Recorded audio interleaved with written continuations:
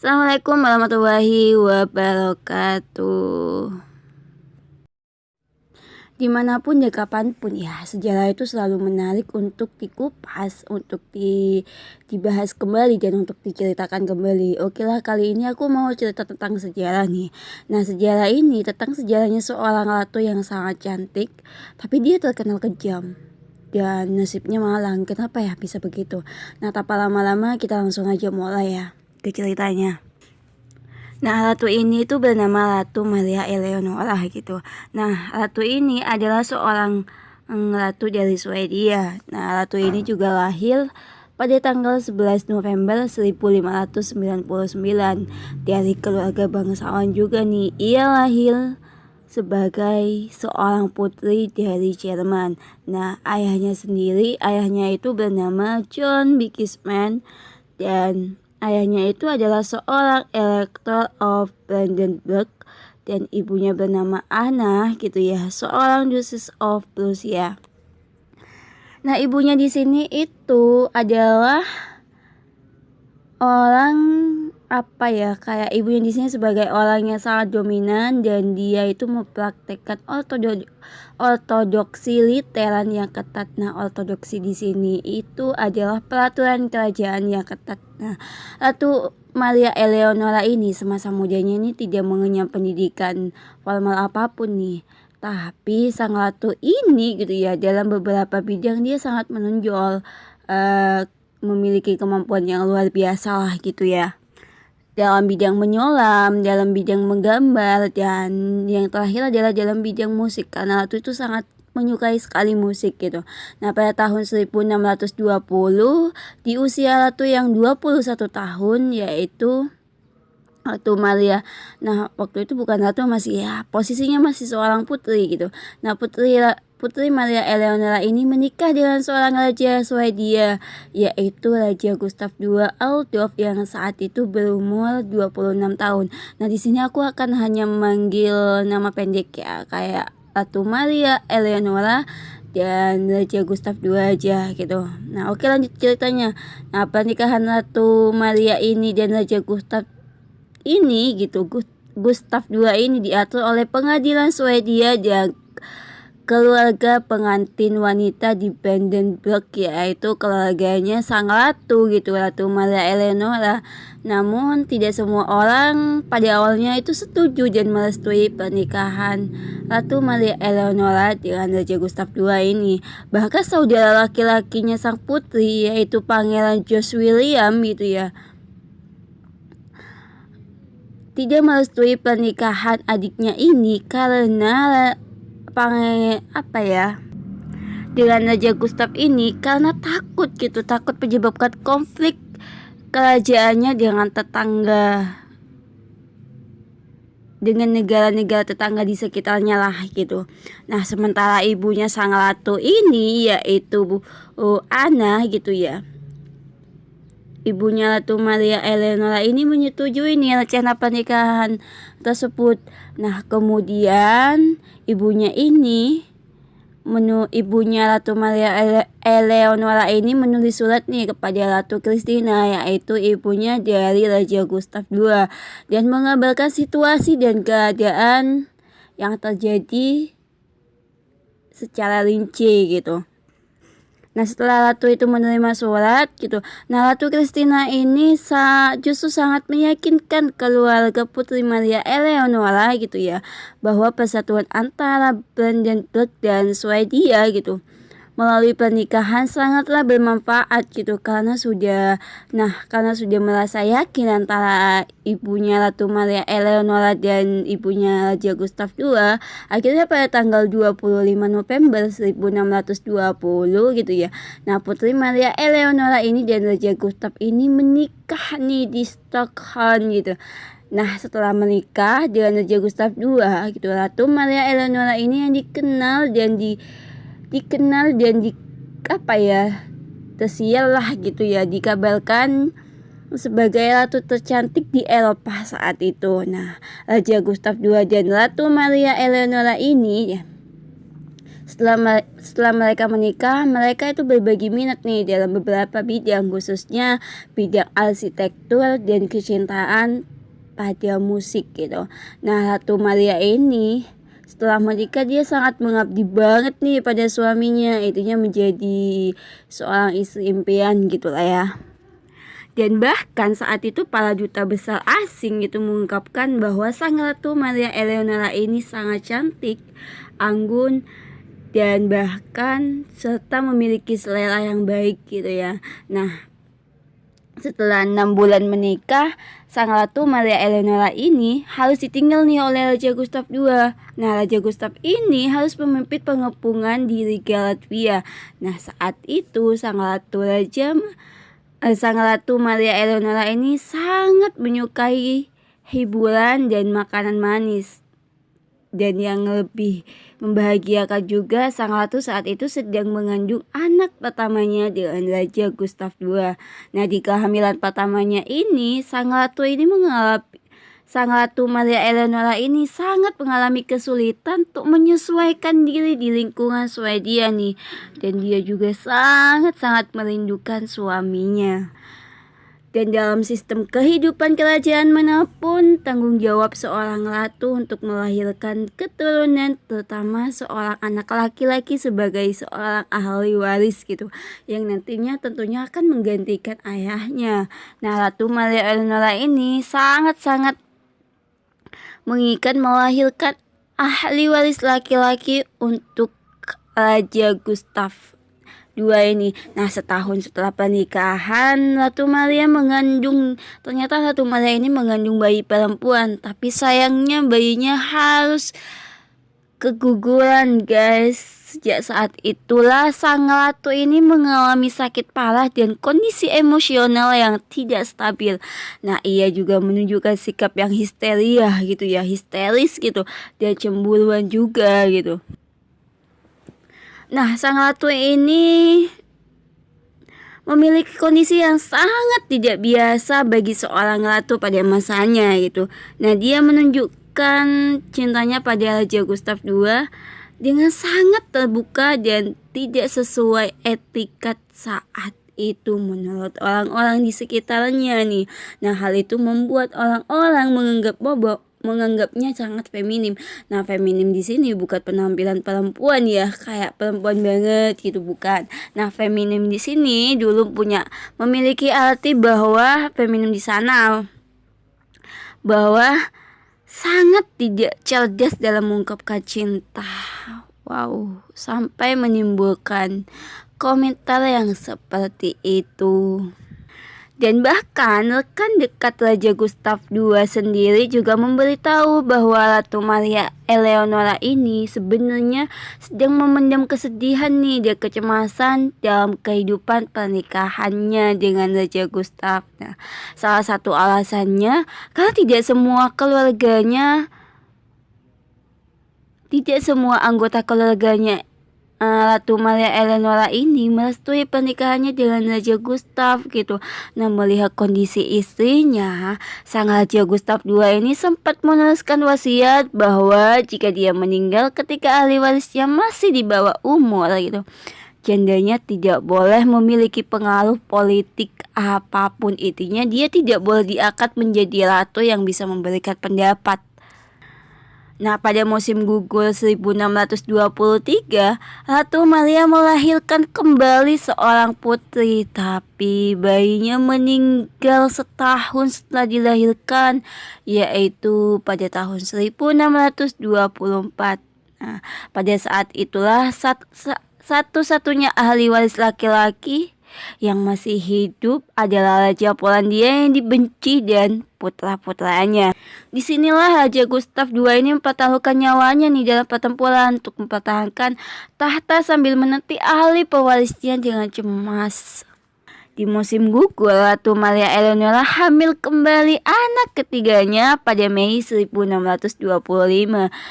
Dan bersemangat nih, sang ratu ini sangat bersemangat dan bersikeras untuk menemani suaminya di kapal pesiar kerajaan untuk meninjau armada. Awalnya sih semuanya berjalan aman-aman dan baik-baik aja, tapi badai tiba-tiba hampir menenggelamkan kapal pesiar kerajaan gitu. Nah, Ratu Maria Eleonora ini segera bergegas kembali ke kastil, tetapi ketika ia baru di sana, dia berseru nih pada Tuhan gitu, Tuhan, aku tidak bisa merasakan anakku kembali gitu.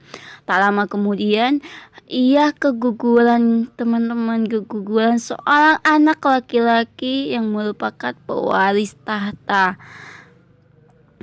Pada tahun 1626, Swedia kembali terlibat perang dengan Polandia sehingga lagi-lagi Raja Gustav II harus meninggalkan Ratu Maria Eleonora, yaitu istrinya ini. Namun untuk menghindari kesedihan histeria istrinya gitu, Ratu Maria Eleonora, akhirnya Raja Gustav mengajaknya bergabung di Livonila setelah Polandia dikalahkan pada Januari 1626. Nah, pada April di tahun 1626, Ratu Maria Eleonora ternyata hamil lagi, anak keempat, dan para astrolog ini sudah meramalkan gitu bahwa sang ratu ini akan melahirkan seorang ahli waris atau seorang anak laki-laki gitu. Nah, selama jeda perang, Raja Gustav II ini segera kembali nih ke Stockholm untuk menunggu kelahiran bayinya. Nah, pada 7 Desember 1626, bayi Raja Gustav II dan Ratu Maria Eleonora akhirnya lahir. Tapi di luar dugaan dan ekspektasi gitu. Bayi itu lahir dengan bulu seperti domba yang menutupi kepala hingga lututnya, dan hanya menyisakan wajah, lengan, dan kaki di bawah lutut. Nah, bayi itu juga memiliki hidung yang besar yang ditutupi dengan rambut. Jadi diasumsikan awalnya bayi itu adalah seorang laki-laki, anak laki-laki. Namun sayang ketika diperiksa lebih dekat bahwa anak itu bukan seorang laki-laki dan anak itu adalah seorang anak perempuan. Kecewalah di sana gitu orang-orang gitu. Nah, setelah bayinya lahir, bayi ini diserahkan kepada saudara tiri raja yang bernama Katrina untuk memberitahu dia bahwa anak itu perempuan. Nah, Katrina ini membawa bayi perempuan itu dalam pelukan raja nih. Nah, Katrina di sini nih gak tega memberitahu raja, dia takut raja itu kecewa gitu ya jika tahu anaknya adalah perempuan. Nah, Katrina ini menaruh bayi itu dalam pelukan raja nih agar raja bisa melihat sendiri dan mengetahui jenis kelamin anaknya sendiri gitu. Nah, sang raja nih sempat berkomentar juga bahwa dia berucap kepada anaknya bahwa dia akan menjadi anak yang pintar gitu ya, dilansir dari beberapa sumber sejarah sih gitu. Tapi setelah raja tahu jenis kelamin anaknya, sang raja ini kecewa gitu ya. Ternyata anaknya bukan seorang laki-laki, tapi seorang bayi perempuan gitu. Tapi kekecewaan raja tidak berlangsung lama dan raja itu memutuskan bahwa bayi perempuan tersebut diberi nama Christina sesuai nama neneknya dan juga ibunya. Nah, di sana juga raja itu memberikan perintah agar kelahiran Putri Christina diumumkan dengan segala upacara penyambutan seperti yang dilakukan pada ahli waris laki-laki nih. Nah, Raja Gustav II yang saat itu berusia 33 tahun masih berharap sih memiliki anak lagi. Namun sayangnya melihat kondisi sang ratu gitu ya, sepertinya sudah tidak mendukung gitu. Nah, akhirnya sang raja hanya pasrah. Nah, untuk beberapa waktu lama raja dan pengadilan tidak memberitahu Ratu Maria Eleonora tentang kondisi sebenarnya anak keempatnya itu dan jenis kelamin anak keempatnya itu. Nah, saat hari itu tiba gitu ya, saat sang ratu waktunya mengetahui gitu ya, sang ratu ini malah berteriak. Dia berkata, alih-alih seorang putra, saya diberi seorang putri gelap, jelek, dan hidung besar, dan serta mata hitam. Ambil dia dari saya. Saya tidak akan memiliki monster seperti dia. Putri Christina ditolak oleh Ratu Maria Eleonora dia. Nah, sang ratu ini kecewa berat nih dan menderita depresi pasca melahirkan gitu. Nah, Ratu Maria Eleonora ini sangat membenci putrinya Christina ini. Beberapa kali sejarah sempat menceritakan, sejarah juga menceritakan bahwa ratu ini berusaha untuk menyakiti putri Christina gitu. Nah, di masa kecil putri Christina ini mengalami hal yang mengalami beberapa kecelakaan gitu ya. Nah, berulang kali nih putri Christina mengalami kecelakaan. Satu kali pernah sih sebuah balok jatuh secara misterius ke ayunannya. Nah, di lain waktu pula putri Christina juga mengalami kecelakaan yang membuatnya jatuh dari tangga. Nah, pada kesempatan lain pengasuh sang putri disalahkan karena menjatuhkan bayi tersebut ke lantai berbatu yang membuat bahunya bungkuk permanen. Pada tahun 1632, Raja Gustav mengabarkan bahwa istrinya sebagai orang yang sangat sakit gitu. Nah, sejarah mencatat bahwa ada beberapa alasan nih tentang kondisi sang ratu gitu, dikabarkan sangat sakit oleh Raja Gustav II gitu. Karena sang ratu telah kehilangan 3 bayi dan ia juga masih merasa dirinya sebagai orang asing yang terisolasi di negeri yang tidak bersahabat. Terlebih lagi sekitar 1627 gitu ya, saudara laki-laki ratu ini bergabung dengan musuh Swedia gitu. Nah, sementara itu nyawa Raja Gustav sendiri gitu terancam saat penjaga kampanye militer pada tahun 1627. Raja Gustav sakit dan terluka. 2 tahun kemudian Raja Gustav melarikan diri dari ke Sturm gitu. Nah, berbeda dengan sang ratu, Raja Gustav ini berusaha mengabdikan diri untuk putrinya dan mencoba membesarkan putri Christina dengan kasih sayang. Nah, sebagai seorang anak laki-laki itu, pada usia 2 tahun, putri Christina bertepuk tangan dan tertawa kegirangan ketika meriam besar kastil Kalmar yang diletakkan sebagai penghormatan kerajaan. Nah, setelah itu Raja Gustav II sering membawa putri kecilnya dalam tinjauan militer. Ratu Maria Eleonora hanya menunjukkan sedikit kasih sayangnya untuk putri Christina sehingga ia tidak diizinkan untuk mengasuh putrinya. Sang putri ditempatkan dalam perawatan saudara tiri Raja Gustav, yaitu Katrina dan Kanselir dan juga Axel Oxenstierna. Nah, pada tahun 1630 Raja Gustav percaya bahwa rancangan Habsburg untuk supremasi Baltik mengancam keberadaan Swedia dan juga kebebasan beragamanya, sehingga tak lama kemudian sang Raja Gustav II harus kembali ke medan perang. Sebelum ke medan perang, Raja Gustav berpesan kepada Axel Oxenstierna jika sesuatu terjadi pada dirinya, keluarganya pantas mendapat belas kasihan dari Axel itu. Melihat ibunya yang kurang akal sehat, putrinya di bawah umur putus asa jika mereka memerintah, dan juga berbahaya jika orang lain datang untuk memerintah atas mereka. Nah, itulah amanah yang diberikan kepada Axel sebelum Raja Gustav II. Pada awal November 1630, Raja Gustav ke Erfurt untuk mengucapkan selamat tinggal kepada Maria Eleonora yang telah berada di Jerman sejak musim dingin sebelumnya gitu. Nah, dalam pertempuran Lutzen ini, raja yang berusia 39 tahun tersebut tertembak dari belakang oleh musuh setelah jatuh dari kudanya dan meninggal dunia. Pada tahun 1633, Ratu Maria Eleonora kembali ke Swedia dengan tubuh suaminya yang dibalsem di Nyköping. Putri Christina yang saat itu berusia 7 tahun datang dengan prosesi khidmat ke kapal untuk dipertemukan dengan ibunya. Nah, sang putri ini sempat berkata juga nih, "Saya memeluk ratu, ibu saya, dia menenggelamkan saya dengan air matanya dan membekap saya dalam pelukannya." Nah, itulah yang sempat tercatat dalam sejarah tulisan Putri Christina.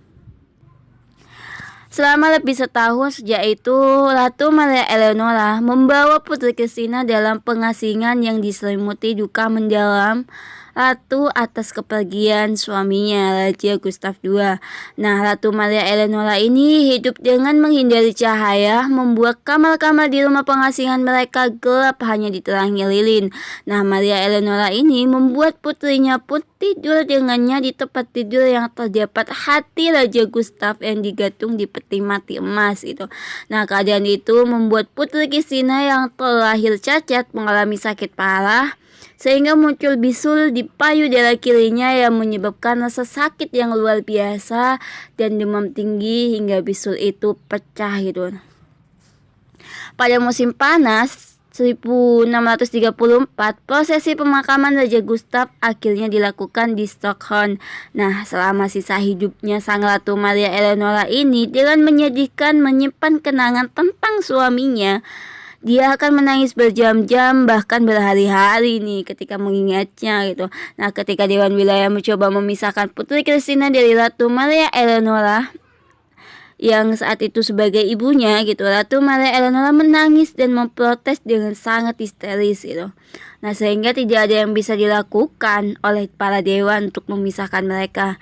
Nah, pada tahun 1636, Ratu Maria Eleonora dibawa ke kastil Greifswald dan secara resmi kehilangan hak asuhnya sebagai orang tua untuk putrinya. Nah, karena kondisi mentalnya yang benar-benar tidak stabil. Nah, pada Oktober 1650, dengan bangga, Sang Ratu Maria Eleonora menghadiri upacara penobatan putrinya menjadi Ratu Swedia yang sempat tertunda beberapa tahun. Tapi sayangnya hanya 4 tahun Putri Kristina atau Ratu Kristina menjabat sebagai ratu gitu.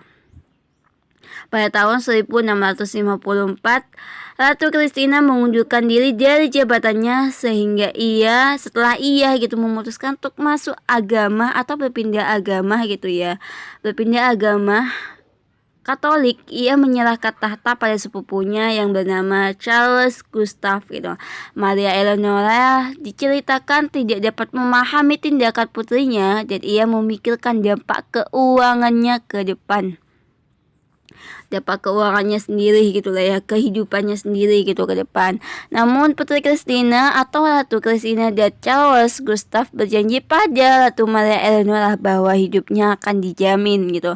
Nah, Ratu Maria Eleonora ini sangat sedih dengan seluruh situasi saat itu yang diungkapkan ketika sepupunya berkunjung di kediamannya di Nyköping pada April 1654. Maria Eleonora meninggal pada tahun berikutnya. Saat itu putrinya sedang melakukan tur keliling Eropa dengan mengenakan jas pria. Nah, itulah cerita singkat dan biografi dari Ratu Maria Eleonora. Mungkin cukup segitu ya teman-teman. Apabila ada kesalahan dan itu dari saya, mohon dimaafkan. Wassalamualaikum warahmatullahi wabarakatuh.